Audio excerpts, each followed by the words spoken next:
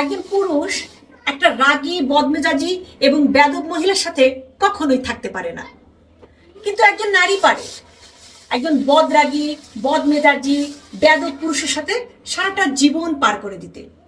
কিন্তু পুরুষের মন উঠে যায়। বিয়ের পর যদি একটা পুরুষ টের পায় যে তার বউ রাগী এবং বেয়াদব, তাকে যে ডিভোর্স দিবে সেটা চিন্তা করতে তার 2 মিনিট কেন 2 সেকেন্ডও লাগে না।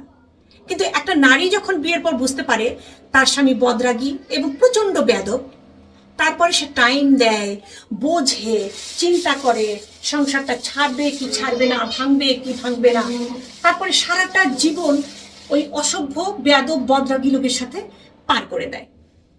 এটাই হচ্ছে পুরুষ এবং নারীদের মধ্যে পার্থক্য। তারপরেও পুরুষের মন পাওয়া যায় না। এটাই হচ্ছে আমরা বাঙালি নারী।